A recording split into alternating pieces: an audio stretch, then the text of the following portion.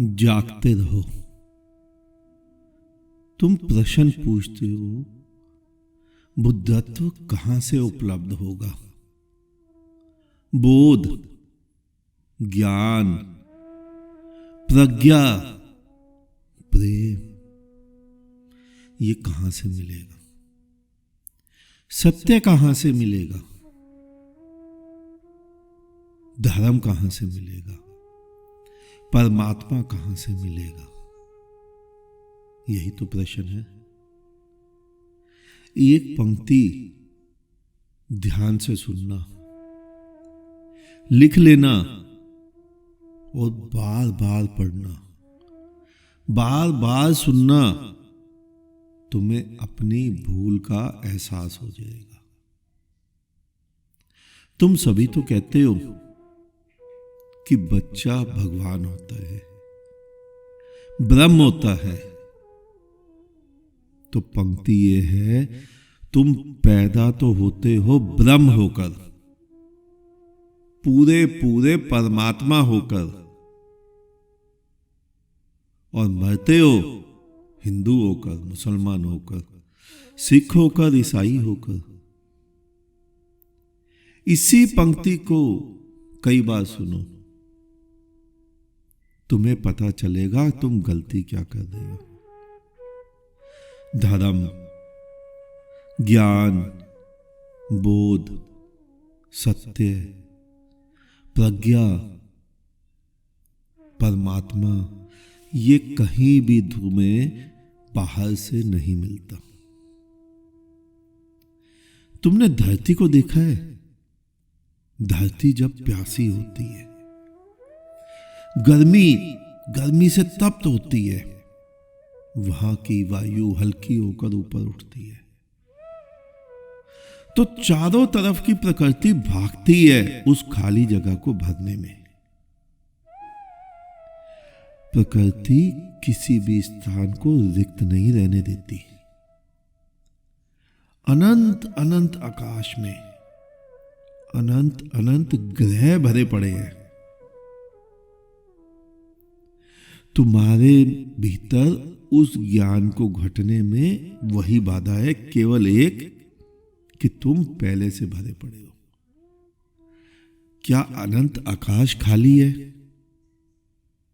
क्या जब वायु हल्की होकर गर्मी से ऊपर उठती है तो वो जगह खाली हो जाती है? प्रकृति भरती है, बादल घिराते हैं, बारिश भर जाती है, वर्षा उसे भरती है। जब वर्षा आती है तो जमीन पे जो गड्ढे होते हैं खाली, पानी उसकी तरफ बहता है। प्रकृति खाली नहीं रहने देती किसी भी स्थान को, तुम्हें भी नहीं रहने देगी। लेकिन तुम खाली तो हो, तुम तो पहले ही भरे हुए हो। सारे हिंदुओं के शास्त्रों को भर रहे हैं अपने भीतर। सारे मुसलमान कुरान को भर रहे हैं, सिख ग्रंथ को, ईसाई बाइबल को, बौद्ध धम्म पद को ऊपर से लादे चले जा रहे हैं। तुम खाली नहीं होते, प्रकृति को मौका ही नहीं देते तुम्हें भरने का, स्वयं ही भरे जाते। जैसे ही तुम स्वयं को खाली करते हो, प्रकृति तुम्हारे भीतर वही ज्ञान उपजा देती है जो ज्ञान बुद्ध के भीतर घटा, महावीर के भीतर घटा, मोहम्मद ने जिस प्रेम को पाया, जीसस ने जिसका अनुभव किया, नानक जिसकी मस्ती में झूमे। लेकिन खाली तो होना ही नहीं चाहता। तुम्हें यही शिक्षा दी गई है कि गीता के श्लोक रटो, कुरान की आयतें रटो, ग्रंथ रटो, बाइबल रटो, और तुम धार्मिक नहीं, पूरी गीता रटो। तुम हिंदू हो, धार्मिक नहीं हो। पूरी कुरान रट लो, तुम मुसलमान हो, धार्मिक तब भी नहीं हो। तुम सिख हो, तुम ईसाई हो, तुम बौद्ध हो, तुम जैन हो, धार्मिक नहीं हो। धार्मिक होना कुछ और बात होती है। तो तुम्हारा प्रश्न था वो कहां से मिलेगा? वो भीतर से जन्मेगा। जन्मेगा भी नहीं, भीतर से प्रकट होगा।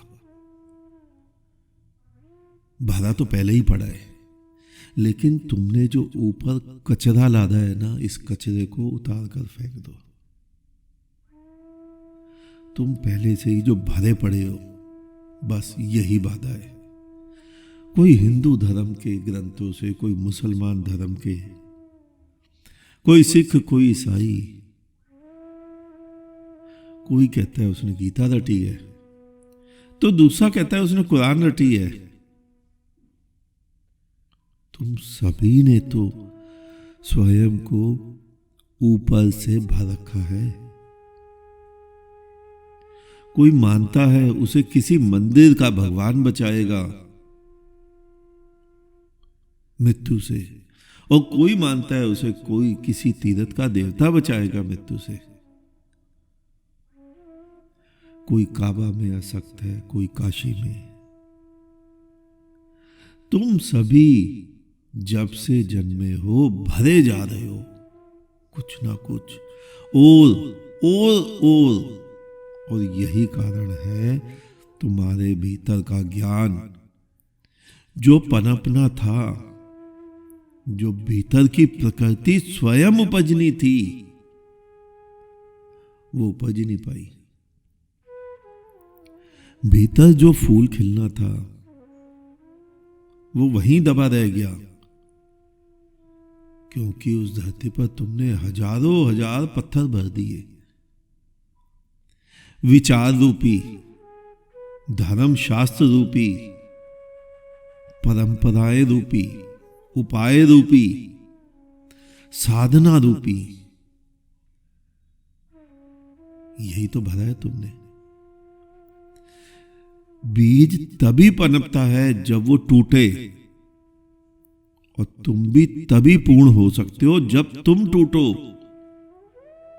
बीज की भांति मिटो, चटको, अपने अस्तित्व को मिटाओ। मैंने पहले भी तुम्हें एक पंक्ति बताई थी, समझ ही नहीं आई लोगों को। तुम मरकर मेरे पास आ जाओ, परमात्मा के दर्शन 1 सेकंड में करवा दूंगा। मरो तो सही, मिटो तो सही, चटको तो सही।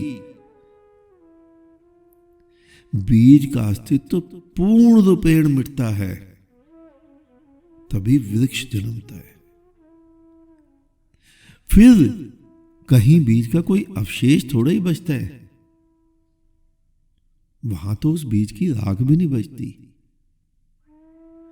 छिलका, खोल, कुछ भी तो नहीं बचता।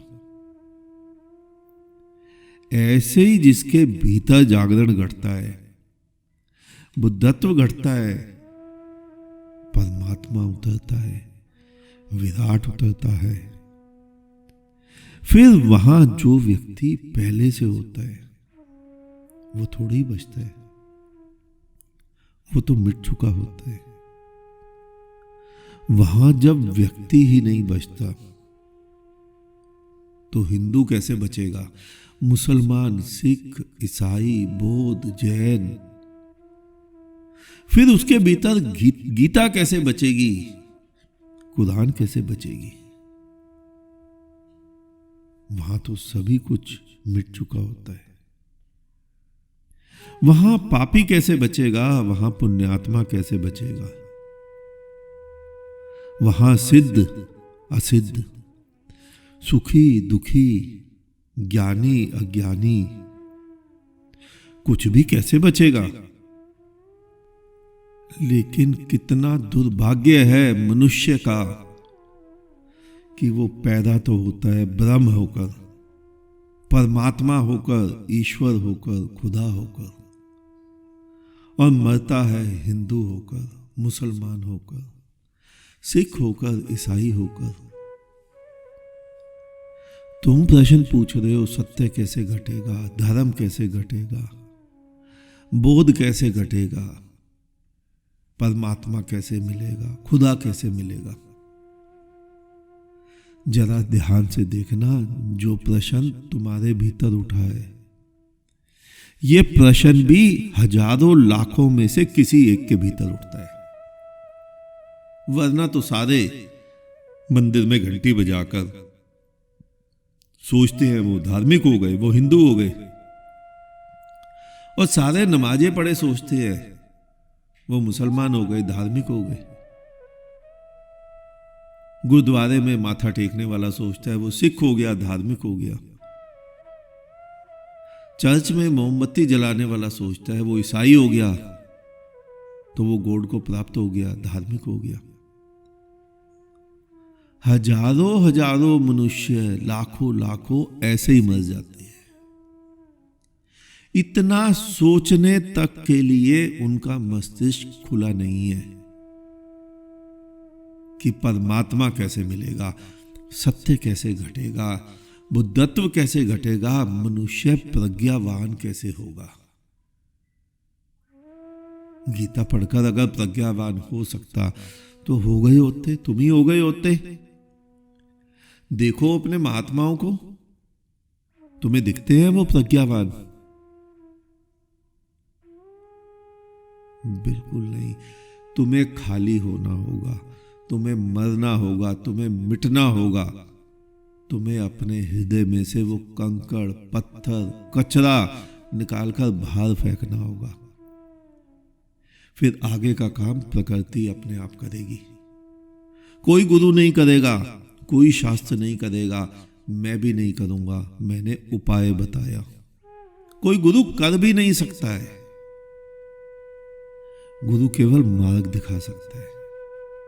और जो मूड तुम्हारे कान फूकते हैं, मंत्र देते हैं, तुम्हारे मस्तक पे शक्तिपात करते हैं, वो तुम्हें केवल मूड बना रहे हैं, तुम्हारा धन हरण करने को। मैंने स्वयं देखा, सिद्धाश्रम नाम से कई परिवार चल रहे हैं। पहले उनका बड़ा मूड कोई निखिलेशानंद लोगों के धन लूटता था, अब उसके बच्चे लूट रहे हैं। एक भी व्यक्ति, ना गुरु, ना उसके बच्चे, ना तुम्हारे जैसे शिष्य, एक भी व्यक्ति उस परमात्मा को नहीं पा पाया, उस सत्य को नहीं समझ पाया, उस बुद्धत्व को नहीं समझ पाया, उसके भीतर का फूल नहीं खिल पाया। बस उनकी दुकानें चले जा रही हैं और तुम्हारे जैसे मूड उन मूडों के पास जाए जा रहे हैं। बुद्धत्व, जागरण, प्रज्ञा, सत्य, धर्म, परमात्मा कोई व्यक्ति किसी को नहीं दे सकता। ये तुम्हें तुम्हारे भीतर से घटता है। केवल एक ही बाधा है कि तुम मरो, तुम ऊपर के कंकड़ पत्थर हटाओ। आज इतना ही। अंत में चारों तरफ बिखरे परमात्मा को मेरा नमन।